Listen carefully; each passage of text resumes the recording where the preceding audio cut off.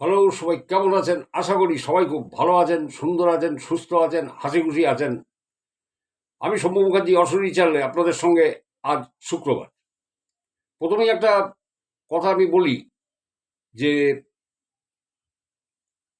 আজকে আমি দুখানা ঘটনা আমি বলবো, আমি ঠিক করেছি। কিন্তু মুশকিলটা হলো যে আমি কালকে রাত্রে শুয়ে শুয়ে চিন্তা করে দেখছি যে এই দুটো ঘটনা বলতে গেলে প্রায় আমার 1.5 ঘন্টার উপরে ভিডিওটাকে টানতে হবে। ঠিক আছে? আর একটা জগা খিচুড়ি মতো হবে। একটা ঝাড়খণ্ডের একটা ঘটনা ছিল, একটা ছেলে সুইসাইড করেছে, সেই ঘটনাটা তাকে কিভাবে কিভাবে দেখা গেছিল, কি হলো, তো মুশকিল আছে। ঠিক আছে? তো আমি, আপনাদের হয়তো মনে থাকবে যে এর আগের জাস্ট আগের ভিডিওটা, অর্থাৎ সোমবার যে ভিডিওটা আমি করেছিলাম,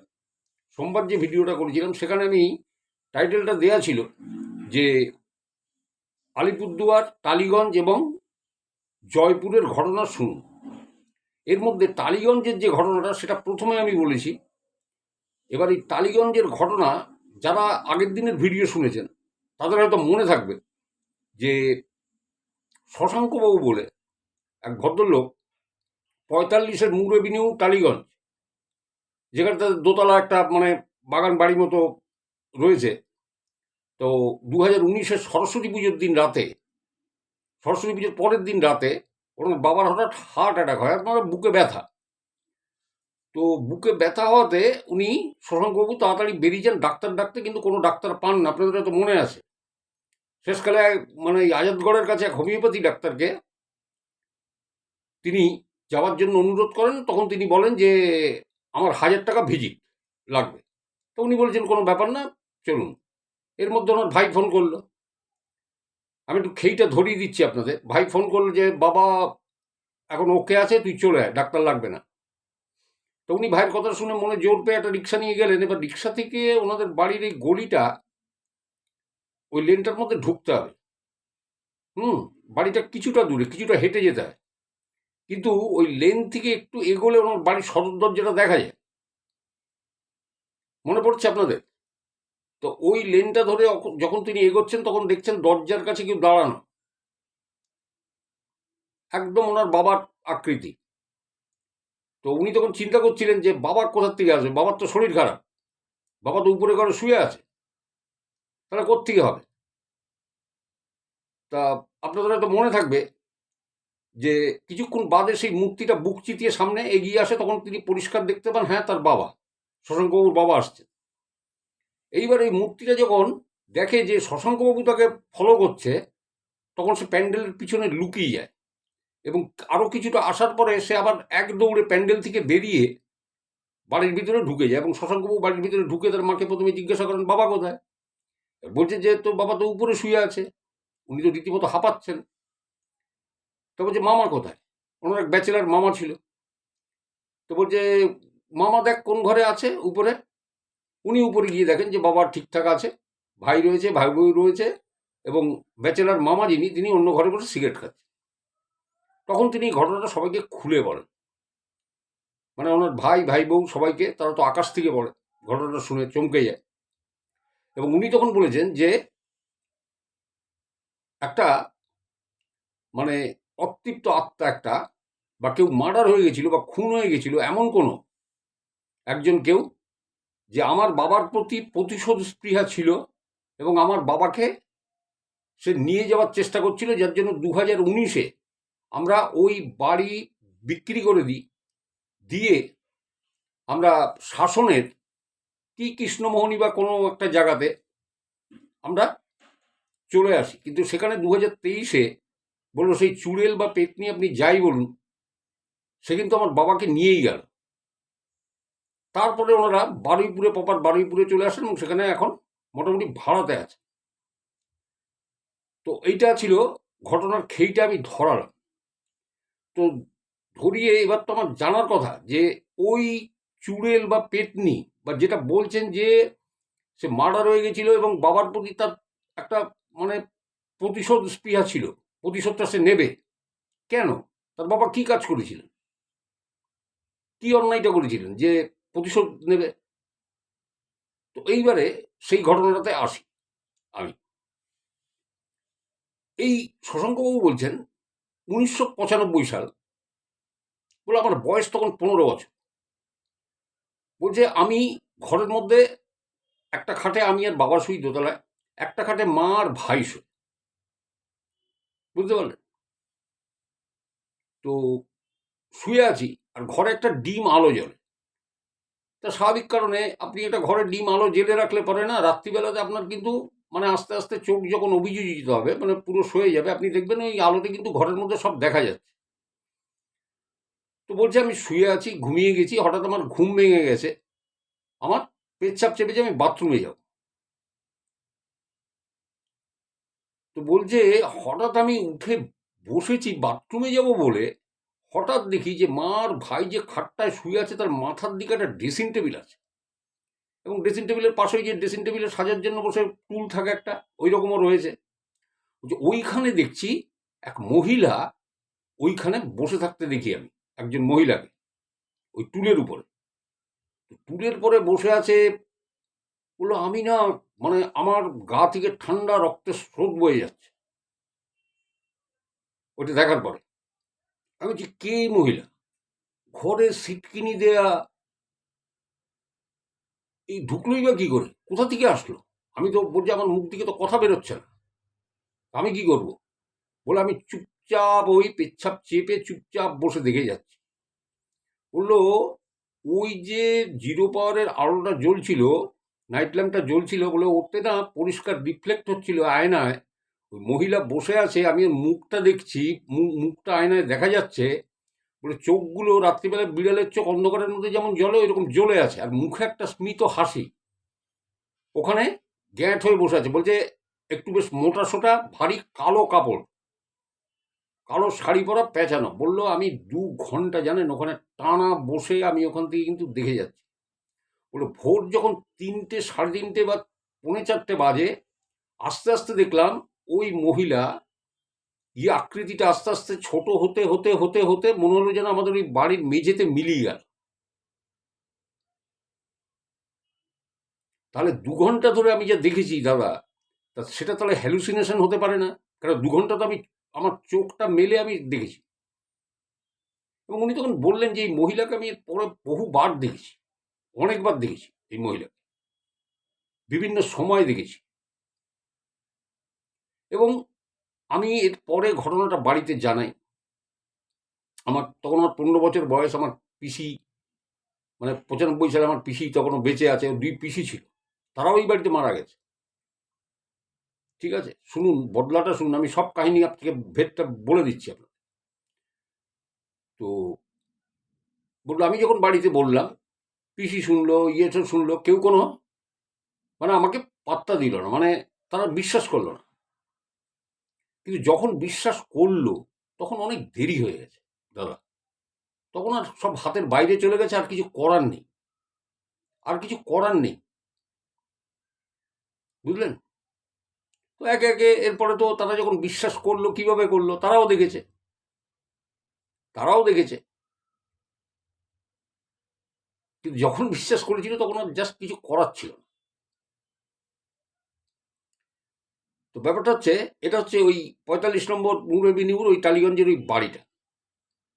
এবারে বলি আপনাদের যে প্রথম এই যে শশাঙ্কবাবু, এনার যে ঠাকুরদারা, এরা 3 ভাই, বুঝলেন? ঠাকুরদারা 3 ভাই। এই শশাঙ্কবাবুর যিনি ঠাকুরদা, তিনি অ্যাকচুয়ালি মানে কি বলবো, অ্যাডভোকেট, এবং ওই গভর্নমেন্টের যে রিসিভার থাকে না, সেই কাজ করে। মানে কোনো জায়গায় জমি জটলা বা কিছু হলে যে রিসিভার থাকে, সেইটা উনি ওই পোস্টে উনি ছিলেন, গভর্নমেন্ট রিসিভার। তো 50-এর দশকে, ওই 1950, 51, 52 এইরকম সময়, দারিক চক্রবর্তী, মানে ওখানকার একজন, মানে তখনকার আমার একজন নামজাদা জমিদার, জমিদারি প্রথা তো তখন তো বিলোপ হতে চলেছে, বুঝতেই পারছেন। এই দারিক চক্রবর্তী প্রচুর মানে দেনাদায়ী হয়ে, বুঝতে পেরেছেন। এবং উনি কোর্টের ওই রিসিভার হিসেবে উনি এনার এই ঠাকুরদা ছিল, এবং দারিক চক্রবর্তী তখন ওনাকে এই 11.5 কাঠা জমি ওনার নামে লিখে দেন বা খুব অল্প পয়সায় মানে কিনে নিয়েছিলেন, ঠিক আছে। 11.5 কাঠা, এই 11.5 কাঠা জমির মধ্যে একটা বাইজিদের একটা নাচের একটা মহল ছিল, বুঝতে পেরেছেন। একটা বাইজিদের একটা নাচের বাইজি দিয়েছিল, ওটা নাচের একটা ছিল, মহল ছিল, ঘর। এবং যতদূর জানা গেছে যে ওই বাইজির নাম হচ্ছে সুপ্রিয়া বাই। সাধারণত এত তো মুসলিম হয়, সুপ্রিয়া বাই। তাহলে যখন ওনার দাদু ওইটা কিনলেন তখন সেই সুপ্রিয়া বাই কোথায় ছিল? সুপ্রিয়া বাই যে মারা গেছে তা তো নয়। ওনারা যেটা জেনেছিলেন যে বাইজিকে নাকি মেরে ওইখানে পুঁতে দেওয়া হয়েছিল, দাফন করা হয়েছিল, এবং তারপরে নাকি একটা আম গাছের চারা লাগিয়ে দিয়েছিল, এবং সেই আম গাছটা ভুতুড়ে আম গাছ, এখনো আছে আম গাছটা, এখনো নাও ইট এখনো আছে। এবার পরপর শুনে যান। তা ওই বাইজিকে নাকি ওখানে গুম করে ওখানে পুঁতে রাখা আছে, এবং তারপর নাকি একটা আম গাছের চারা লাগানো আছে। সেই আম গাছটা এখন বড় হয়েছে। ওই আম গাছটা হচ্ছে 12 মেশে আম গাছ, মানে শীত গ্রীষ্ম সবসময় আম দেয়। এবং অদ্ভুত ওই আম গাছের কাঁচা অবস্থায় উপরের দিকটা লাল, নিচের দিকটা সবুজ, আর পেকে গেলে পুরো হলুদ হয়ে যাবে। কিন্তু আম আপনি হাতে নেবেন, খাবেন, ভিতরে পোকা বেশিরভাগ পাবেন না। এবং ওই আম গাছটা ভুতুড়ে আম গাছ, ওর নিচে কেউ শায়িত আছে, যাকে হত্যা করে ওখানে ওই মাটির নিচে দাফন করা আছে। তো যাই হোক, এটা তো গেল। এইবার ব্যাপারটা হচ্ছে যে এই শশাঙ্ক বাবুর যে বাকি, এটা গেল নিজের দাদুর কথা, উনি অ্যাডভোকেট ছিলেন, করেছিলেন। মেজ দাদু যে মেজ ঠাকুরদা, উনি ম্যাজিস্ট্রেট ছিলেন, উনি অকৃতদার বিয়ে করেননি। আর ছোট দাদু যে, তিনিও বিয়ে করেননি, তিনি আমাদের এই নামকরা মঠ, আপনারা জানেন, দক্ষিণেশ্বরে যান, সেখান থেকে যান, ওখানে দুর্গাপুজো হয়, আপনারা ভোগ টোগ খান, আমি আর নাম নেব না। ওখানকার সেক্রেটারি ছিলেন, এবং 2000 সালে উনি মারা যান। আর এনার যে মেজ দাদু, যিনি ম্যাজিস্ট্রেট ছিলেন, তিনিও তো বিয়ে করেননি, তিনি 1993-তে তিনি মারা যান। প্রথম ওই বাড়িতে তো ওইখানে যখন এনার ঠাকুরদা, শশাঙ্কবাবুর ঠাকুরদা, যখন মানে নিজের ঠাকুরদা, বাবার বাবা, যিনি অ্যাডভোকেট ছিলেন এবং রিসিভার ছিলেন কোর্টে, তো উনি তখন ওই দারিক চক্রবর্তীর থেকে কিনে ওখানে একটা দোতলা, মানে কিরম জানেন, অদ্ভুত টাইপের, মানে দোতলা একটা টালির বাড়ি। দোতলা তো টালির পরে তো আর করা যায় না, ছাদ আছে দুপাশ থেকে, এরকম টালি দিয়ে ওই রকম করা বাড়িটা, মানে অদ্ভুত ডিজাইনের, ওইরকম একটা করা ছিল, ওই দোতলা বাড়ি ছিল। আর বাকি 7 কাঠা, 11.5 কাঠার মধ্যে বাকি 7 কাঠাতে উনি বাগান করেছিলেন, বাগান বাড়ি করেছিলেন। এবারে ব্যাপারটা হলো কি, ওই যে টালির দোতলা বাড়িটা উনি যে করেছিলেন, ওখানে ভৌতিক উপদ্রব শুরু হয়, নানা রকম শুরু হয়। এরপরে এনার মেজ দাদু যিনি, তিনি 1990 সালে ওই যে টোটাল 11.5 কাঠা জমি, ওর মধ্যে যে বাগান ছিল 7 কাঠা, ওই এরিয়াটাকে বিক্রি করে দেন, মানে প্রমোটারকে দিয়ে দেন, বিক্রি করে দেন মানে প্রমোটারকে দিয়ে দেন, এবং সেখানে একটা অ্যাপার্টমেন্ট ওঠে, যে অ্যাপার্টমেন্টটার নাম হচ্ছে আমাদের দক্ষিণেশ্বরের যিনি ঠাকুর, যিনি পূজারী ছিলেন, তার নামে অ্যাপার্টমেন্টটা। এবার বুঝে গেলেন কোন কি নাম হবে অ্যাপার্টমেন্টটা, আমি নাম বলবো না। অ্যাপার্টমেন্ট এখনো আছে, 16-17 খানা ফ্ল্যাট আছে, টোটাল। তার মধ্যে এই শশাঙ্কবাবুদেরও ভাগ আছে, সবই তো শশাঙ্কবাবুদের, কেউ তো বাকি দাদুরা তো বিয়েই করেনি, ওয়ারিশান কোথায়? পিসিদেরও যা আমি শুনলাম মনে হয় কেউ কারোর বিয়ে হয়নি, ওই বাড়িতেই সব মারা গেছে ওই অভিশাপে। তো ব্যাপারটা হলো প্রথম 1978 সালে এই শশাঙ্কবাবুর মা যখন নতুন বিয়ে হয়ে আসেন ওই বাড়িতে, যেদিন এলেন সেই দিনই উনি ওই বাড়িতে এসেই ভয় পান। নতুন বউ মানে কিরকম হয়েছে বলছি, বাড়িতে আত্মীয় স্বজন গম গম করছে, নতুন বউ বাড়িতে নিয়ে এসছে, ওনার বাবা মানে মানে শশাঙ্কবাবুর বাবা বিয়ে করে এসেছেন। তো শশাঙ্কবাবু বলছে যে আমি আমার দাদুকে কিন্তু দেখিনি, আমার মাও দেখেননি। বলছে আমার মার আর বাবার বিয়ের 4 বছর আগে আমার সেই দাদু মারা যায়, যে দাদু ওই জমিটা নিয়েছিল এবং ইয়ে করেছিল, দাদু মারা গেছিল 4 বছর আগে। শুধু আমরা দেখিনি তাকে, আমরা মেজ দাদুকে দেখেছি। আর এই বেলুড়ের যিনি ইয়ে ছিলেন, একটা অমুকানন্দন নাম দিয়ে, আমি আর নামটা নিলাম না, তিনি সেক্রেটারি ছিলেন, তাকে দেখেছিলেন, কিন্তু তিনি তো বাড়িতে আসতেন না, তিনি তো সন্ন্যাসী মানুষ, বিয়ে শাদিও করেন। সুতরাং সবটাই এই শশাঙ্কবাবুদের, বুঝলেন তো। তো ওনার মা যেদিন বিয়ে হয়ে ওই বাড়িতে আসেন, তো সেই দিন বাড়িতে তো গম গম গম গম করছে লোকজন, হ্যানা তেনা। তো ওনার বোধহয় রাত্রে উনি বাথরুমে যান,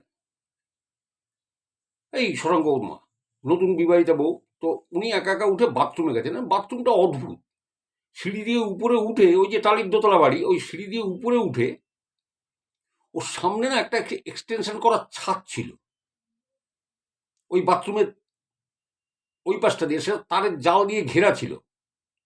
মানে আমি বলছি, ওখানে যে ওর দাদু যে দোতলা বাড়িটাকে ওর সাথে এক্সটেনশন করে একটা স্কুল মতো করেছিলেন, যেখানে ওর পিসি মানে এই শশাঙ্কবাবুর পিসিরা হেডমিস্ট্রেস ছিলেন, এই ছিলেন, অনেকে পড়াশুনো করতো তখন ওই স্কুলটায়। ওর ওই ছাদটা ওখান থেকে দেখা যেত ওই বাথরুমের, আর ওটা তারের জাল দেয়া ছিল ওই বাথরুমের ওখান থেকে, তারের জাল থেকে ওই ছাদটা দেখা যায়। এবার উনি তো বাথরুমে ঢুকেছেন, ওই দিনই বিয়ে হয়ে এসছেন, রাত্রে বাথরুম চেপেছে, বাথরুমে ঢুকেছেন, ওই তারের জাল, ওখানে একটা আলো দেয়া ছিল ওই ছাদে। উনি যখন ওই বাথরুমে ঢুকতে যাবেন, বাথরুমে ঢুকেছেন, দেখছেন ওই তারের জাল দিয়ে ওই ন্যাড়া ছাদটা ন্যাড়া ছিল, ওই ন্যাড়া ছাদের এক কোণে কালো কাপড় জড়িয়ে কেউ একজন বসে আছে। তো রাতে ভাই কে ওখানে কালো কাপড় জড়িয়ে এরকম বসা? আর ছাদটা তো নিচুতে, বাথরুমটা কিন্তু উঁচুতে, ওটা একতলা ছাদের মানে এটা দোতলা। তো ছাদের ওই কর্নারে বসে আছে, উনি দেখে না, উনি জিজ্ঞেস করছেন কে কে কে ওখানে? নতুন বউ, চিল্লাতেও পারেন না। এবার কে কে করেছে, দেখছে যে সেই কালো কাপড় পরিহিত সেই মানুষটা সে উঠে দাঁড়িয়েছে, সে দৈত্যের মতো চেহারা, মানে সে একতলার ছাদে দাঁড়িয়েছে, সে দোতলার বাথরুমের সমান উঁচু, সে তেড়ে আসছে দিকে, মানে শশাঙ্কবাবুর মায়ের দিকে। তো তেড়ে উনি সঙ্গে সঙ্গে বাথরুমের দরজা খুলে চিৎকার করে উঠেছে। ওনার চিৎকার শুনে বাড়ির আত্মীয় স্বজন সব তো ঘুম ভেঙে গেছে, তারা উঠেছে। কি হলো কি হলো কি হলো? বললো ওই ন্যাড়া ছাদের পরে কেউ একজন এরকম ছিল, কালো কাপড় এরকম মুড়ি দেয়া, আমি করতে গিয়ে দেখেছি সে আমার দিকে তেড়ে আসছে, আর সে বিকট বিকট উঁচু লম্বা। সবাই খোঁজাখুঁজি করা হলো, না কোথাও কেউ নেই, কিচ্ছু নেই। তা বলছিল মার এই এক্সপিরিয়েন্সটা 78 সালে হয়েছিল, 78 সালে মার বিয়ে হয়েছিল, এবং 79 সালে আমি হই, মানে শশাঙ্কবাবু জন্ম হয়, উনি বড় ছেলে, বলে 79 সালে। বলে আমি ছোটবেলা থেকে ওখানে দেখেছি, ছোটবেলা থেকে আমি রন্ধে রন্ধে, আমি জানেন তো, আমি তখন মানে ক্লাস 1-এ পড়ি, 2-তে পড়ি, এরকম ক্লাস 5-এ পড়ি, তখন আমি ওই আম গাছের ধারে আমি যেতাম, একটা প্লাস্টিকের ব্যাট, ক্রিকেটের ব্যাট আমার হাতে, ওটা দিয়ে আমি না ওই গাছে পোকা হয়, পোকাগুলোকে মারতাম। উপর থেকে কে যেন বলছে, এই আমার ব্যথা লাগে না, এই আমাকে মারিস না। তা ও ভাবতো কি, বাচ্চা ছেলে তো, শশাঙ্কবাবু ভাবতো কি, যে পাশের বাড়ির কোনো মেয়ে বোধহয় আম চুরি করতে বা ইয়ে করতে উঠেছে, 12 মেশা আম গাছ ফলে।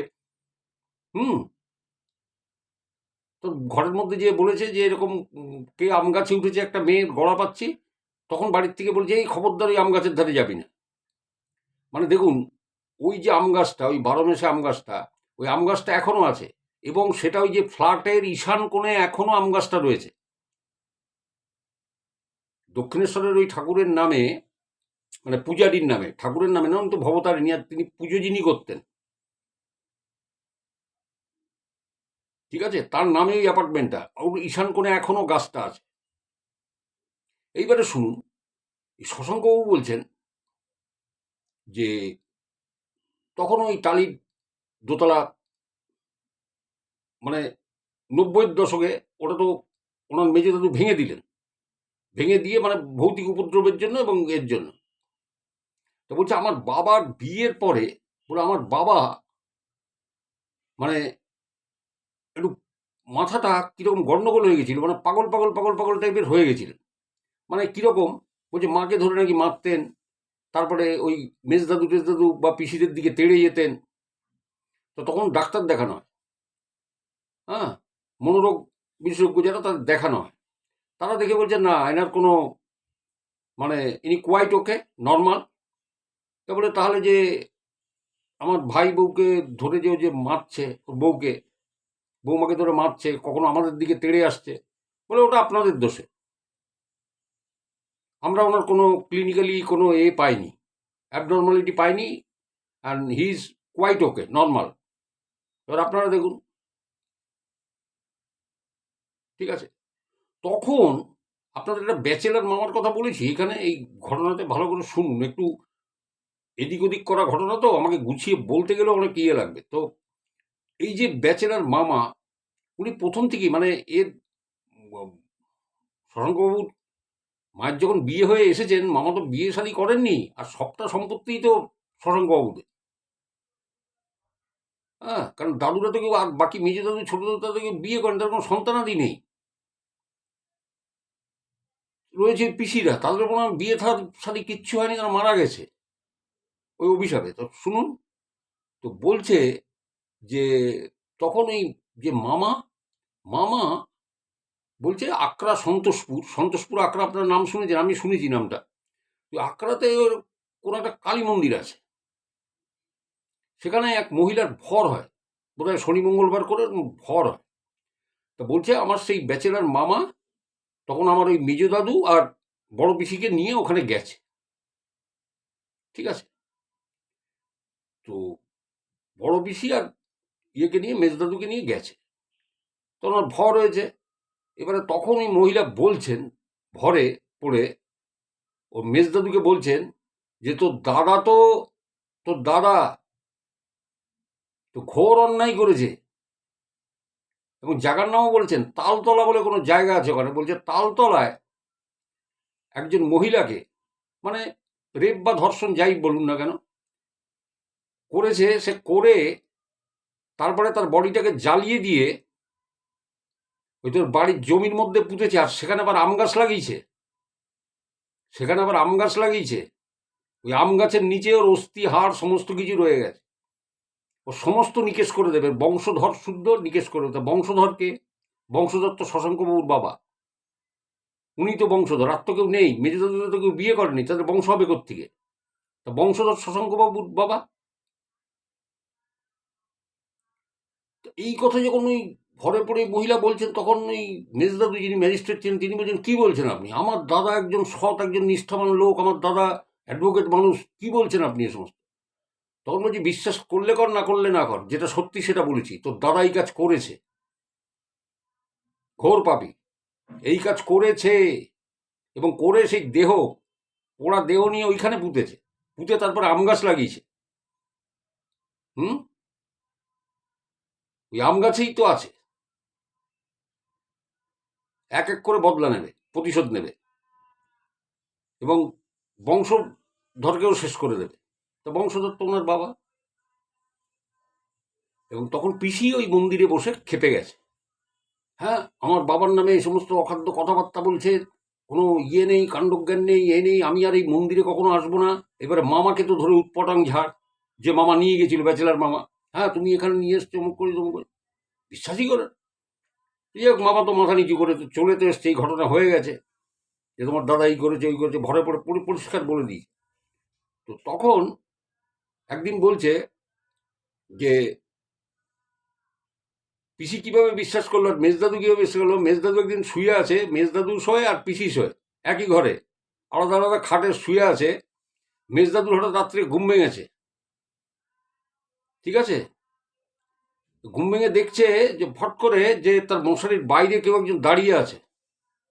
তো উনি টর্চ নিয়ে শুতেন, টর্চটা মেরেছেন, কে কে কে, পরিষ্কার টর্চটা মেরেছেন, পরিষ্কার দেখছেন কি মহিলা দাঁড়ানো ফ্যাল ফ্যাল করে ওনার দিকে তাকিয়ে আছে, মেজদাদুর দিকে। এবার ওই চিৎকার শুনে পিসি উঠেছে, পিসি পাশের খাটেই শোয়, একই ঘরে। পিসি উঠে বলছে কি কি কি হলো ভাই? তখন দেখছে, পিসি দেখছে আর এই মেজদাদু দেখছে ওই মহিলা আস্তে আস্তে আস্তে আস্তে দরজা খুলে ঘর থেকে বেরিয়ে গেল, দরজাটা খুলে ঘর থেকে বেরিয়ে গেল। কি বলবে? এইবার পিসিদের বিশ্বাস হলো যে হ্যাঁ, ওই ভরে পড়ে যা বলেছিল সেগুলো ঠিক। আর তো এটা তো দেখছে ভাই, পিসি এর পরে অনেকবার দেখেছে। তো বলছে যে মানে 93 সালে 93-তে না মেজদাদু মারা গেল। 90 সালে ওই টালির বাড়িটাকে ভেঙে ইনি ওই অ্যাপার্টমেন্টে ওই প্রমোটারকে দিয়ে দিয়েছেন, ওখানে দিয়ে এখানে দোতলা বেশ সুন্দর আরো করে বাড়িটা করেছেন, ওই বাড়িটাকে পুরো ভেঙে চুরে বাড়িটা করেছেন, সেই বাড়িতেই থাকে। শশাঙ্কবাবু বলছে যে আমার যখন 15 বছর বয়স, জানেন তো, আমার সাথে ওই তো ঘটলো। ঘটার পরে আমি দেখছি, আমি প্রায় দেখতাম জানেন তো, যে ঘরের মধ্যে আমি শুয়ে আছি, ড্রেসিং টেবিলে পুরো ইয়েটা পড়ে, তা বাবা চলে গেল, ড্রেসিং টেবিলে বাবা ইয়েটা আমি দেখছি, প্রতিচ্ছবিটা দেখছি, তার পিছন পিছন ওই মহিলাকে আমি দেখছি, জানেন তো। কখনো সে কাপড় পরা, কখনো তার অঙ্গে এক ফোঁটা সুতো নেই, পুরো উলঙ্গ। এবং পিসির পিছন পিছনেও আমি দেখেছি, বাবা বা পিসি এরকম মানে ঘরের মধ্যে দিকে যাতায়াত করছে, ওই মহিলা ওই পিছনে পিছনে এরকম রয়েছে। কে ওই মহিলা? কে ওই মহিলা? কি সেই মহিলা যাকে তালতলার বাড়িতে এরা ঠাকুরদা ধর্ষণ করে খুন করে তাকে, তার দেহটাকে পুড়িয়ে তারপর সেই আতপোড়ার দেহ, মানে লোক দিয়ে করিয়েছিলেন, লোক দিয়ে করিয়েছিলেন, করে তারপরে দাফনে দিয়েছিলেন ওখানে। এবং তারপরে যখন নাকি উৎপাতে মানে জ্বলে পুড়ে মরছেন, উৎপাত হচ্ছে, তখন কোনো একটা কালীনাথ বা কোনো এইরকম একটা আশ্রমের নাম আমি শুনেছি, যে আশ্রম থেকে এক তান্ত্রিক ওনাকে একটা গাছ দিয়েছিলেন, যে ওই জায়গাটাই আম গাছটা পুঁতে দিতে হবে। তাহলে ব্যাপারটা গিয়ে কি দাঁড়ালো? ব্যাপারটা হচ্ছে যে ওইখানে নাচমহল যে ছিল, সুপ্রিয়াবাই থাকতো, তাহলে এই কি সেই সুপ্রিয়াবাই? তাহলে সুপ্রিয়াবাই কি সেই 50-এর দশকে ওখানে ছিল? তাহলে তাকে কি তুলে নিয়ে তালতলায় কোনো শিফটিং টিফটিং করানো হয়েছিল? এবং সেখানে কি না দাদুর যাতায়াত ছিল? এবং ওই ভরে যে মহিলা পড়েছে, তিনি বলেছেন যে মুসলিম মেয়ে, তোর দাদা এরকম মুসলিম মেয়ের এরকম সর্বনাশ করেছে, করে তাকে খুন করে তাকে করেছে, প্রথমে রেপ করে তারপরে এই ধরনের ঘটনা ঘটিয়েছে। তাহলে এই কি সেই? এবং এই শশাঙ্ক পর্যন্ত তান্ত্রিক নিয়ে এসছেন, তখন পরিষ্কার বলেছেন যে আম গাছের নিচে কোনো বাইজি বা কারোর দেহাংশ আছে, তাকে পুঁতে ফেলা হয়েছে, এবারই আপনি ছেড়ে দিন।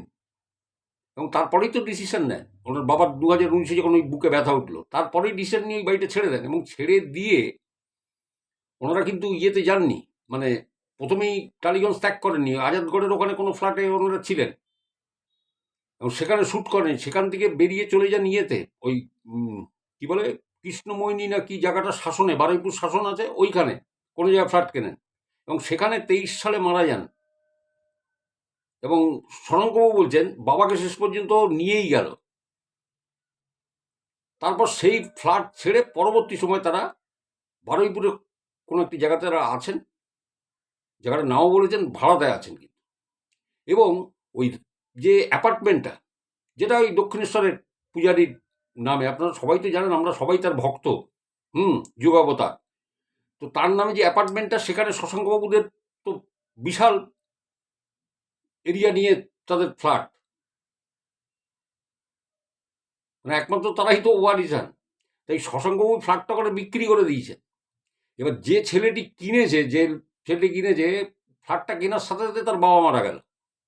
এবং ওই ছেলেটি মানে ধার দেনা করে সে কিছুতে টাকা দিতে পারছে না, এবার শরণবাবু বলছেন আমি পড়ে গেছি বিপদে, সে কিছু টাকা আমাকে দিয়ে বসে আছে, এগ্রিমেন্ট ফেগ্রিমেন্ট সমস্ত রেডি হয়ে গেছে, হয়ে গেছে, এবার সে টাকা দিতে পারছে না, বলছে ওটা না পাচ্ছে বিক্রি করতে, না পাচ্ছে ওই ছেলেটা কিনতে, সে আজ দাঁড়ান কাল দাঁড়ান এরকম করছে। আর বলছে ওই অ্যাপার্টমেন্টে আপনি যদি এখনো যান, আপনি কিছুদিন থাকুন, আপনি বুঝতে পারবেন, যে কেউ যাক বুঝতে পারবে কিছু না কিছু, কারুর মাথা ভাঙছে, কারুর কোমর ভাঙছে, কারুর পা ভাঙছে, কিছু না কিছু ইয়েতে রয়েছে, এখনো রয়েছে ওখানে।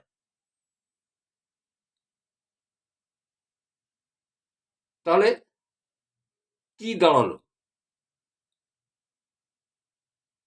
যাকে আপাত দৃষ্টিতে খুব ভালো ভদ্রলোক, মানে একজনার দায়, মানে দাদুর, মানে ঠাকুরদার যে পাপ কাজ বা কিছু, সেটা তো ওপেন সিক্রেট, সেটা তো বেরিয়ে এসছে। মেজো ভাই বিশ্বাস করতে বাধ্য হয়েছে, পিসিরাও বিশ্বাস করতে বাধ্য হয়েছে, এবং এক এক করে সব। মেজো দাদু 93 সালে চলে গেলেন, চলে গেলেন, পিসিরা তারপরে পরপর দুজন পিসি চলে গেছে। 2000 সালে ওই মঠের যিনি ছিলেন তিনি চলে গেলেন। বিখ্যাত মঠ, আপনারা জানেন, দুর্গাপুজোয় যান, ওখানে বিশুদ্ধ সিদ্ধান্ত মতে হয়, পুজো হয়, কুমারী পুজো টুজো হয়, আপনারা যান দেখেন। তো এইবার কি বলবেন বলুন, কিছু বলার আছে? মানে আমি টোটাল, মানে ভেঙে চুরে বলতে গিয়ে অনেক জায়গায় হয়তো আপনাদের হবে, একটু মন দিয়ে শুনে নেবেন, আপনারা বুঝতে পারবেন যে ঘটনাটা কি। সুপ্রিয়া বাই কে? তো বলছে যে এখানে কোনো মানে যে তান্ত্রিককে দিয়েছেন বলছে এখানে কারোর পোতা আছে।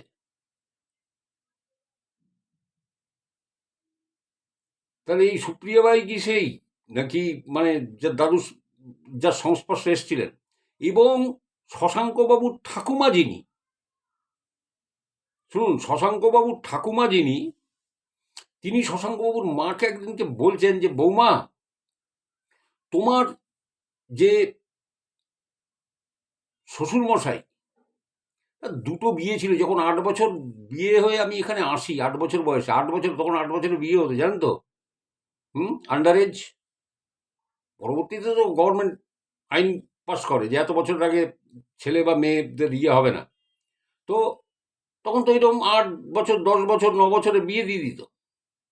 তাহলে 8 বছর আমি করে এসেছি, তারপরে জানতে পেরেছি তোমার শ্বশুরের নাকি একটা বিয়ে ছিল,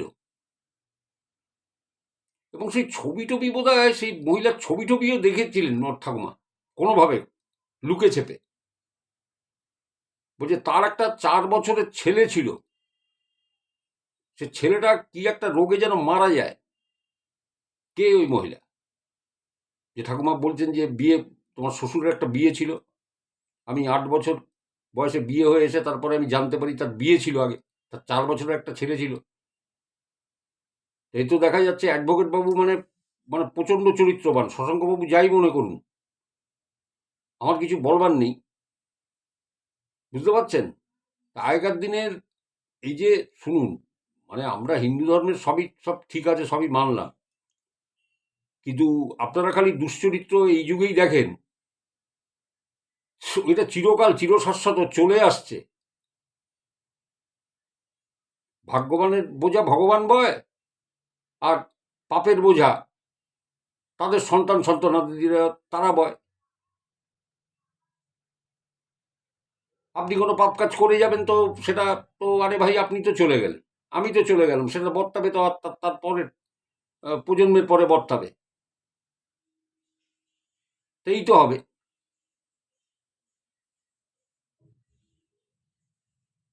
তো যাই হোক, দেখুন, এই ঘটনাটা বলতে বলতে মানে আমি প্রায় 35 মিনিট হয়ে গেল ঘটনাটা আমাদের বলেছি।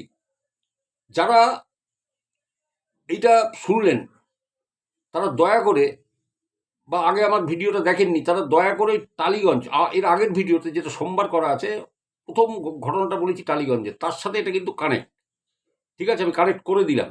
আমি বলেছিলাম সেদিন যে পরের ঘটনা যদি আমি জানতে পারি আপনাদের জানাবো। আজকে আমি জানালাম, তা সেই জানাতে আমার 35 মিনিট লাগলো।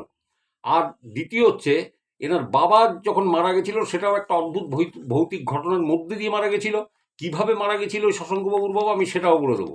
মানে শাসনে থাকাকালীন, ওই বারুইপুর শাসন থাকাকালীন কীভাবে মারা গেছিল আমি নিশ্চয়ই বলবো। তো সঙ্গে থাকুন, সাথে থাকুন। আমি অমিত শর্মার ঘটনাটা আজকে বলতে গেলে তাহলে চিন্তা করুন, এটাই যদি 35 মিনিট খায়, ওটা কতখানি আরও সময় লাগতো। স্টেপ বাই স্টেপ আছে, আমার তো মানে মুশকিল হয়ে যাবে। তো আমি আসবো আবার সোমবার। তো তার মধ্যে আমি একটা শ্মশানের ঘটনা, মানে পলাশির শ্মশানের একটা ঘটনা, আর এই অমিত শর্মার ঘটনাটা নিয়ে, আমি ঝাড়খণ্ডের ঘটনা নিয়ে আসবো সোমবার। সাথে থাকুন, সঙ্গে থাকুন। অশরীরী চ্যানেলটাকে সাবস্ক্রাইব করে রাখুন। আর সবচেয়ে বড় কথা হলো, আপনারা আপনাদের মানে সুপারি বা ঘটনা আমাকে পাঠাতে পারেন, কিন্তু ঘটনার মধ্যে কিছু থাকা চাই, অলৌকিক জিনিস থাকা চাই। লৌকিক জিনিস দিয়ে হবে না। হ্যাঁ, মানে একজন পাঠিয়েছেন বোধহয় এস রায় চৌধুরী, লৌকিক গল্প দেখুন মানুষ নেয় না, অদ্ভুত উড়ে এগুলো মানুষ শুনতে চায়, তারা টাইম এক্সপেন্ড করে, তারা সময় কাটায়। ওই সময়টা মানে টিভি সিরিয়াল দেখে দেখে একঘেয়ে সব ক্লান্ত মানুষ, বুঝতে পেরেছেন তো। আমি ওটা দেখি না, ওর কানেকশানই নিইনি তো, ওখানে মানে কেটে দিয়েছি ওর কানেকশান। মানে লাভটা কি আছে? ওয়াইফাই আছে, আছে। ভাই এখন সব অ্যাডভান্স সোশ্যাল মিডিয়া সব আগে চলে আসে, বেকার ওগুলো। খেলাধুলো থেকে শুরু করে সব আমার বাড়ি পড়ে আছে, ওটা টিভিতে দেখি না। তো যাই হোক, আমার স্ত্রীও দেখেন না। তো আপনাদের ঘটনা কেমন লাগলো আপনারা কমেন্টে জানান। বুঝতে পারলেন কি? আমি তো অনেক জগা খিচুড়ি করে জিলিপির প্যাচের মতো বলেছি, একটু বুঝে নেবেন, মানে ধীরে ধীরে শুনবেন, বুঝতে পারবেন আমি কি বলেছি। তো যাই হোক, আশা করি কোনো কিছু বাদ দিনই। বা শশাঙ্কবাবু আমাকে কি বলবেন আমি জানি না ভাই, আমি তো অনেক কিছু বলে দিলাম ওনার দাদুর সম্বন্ধে। তা কি বলবো কি, এইরকম মানে যদি চরিত্রবান লোক হয় তো তো এরকম তো হবেই ভাই। হুম, এ তো মা কালী ভর হলে কেন, মানে আর কেউ তো সাধ্য নেই যেতে আটকায়, এ তো পরের পরে পড়বেই।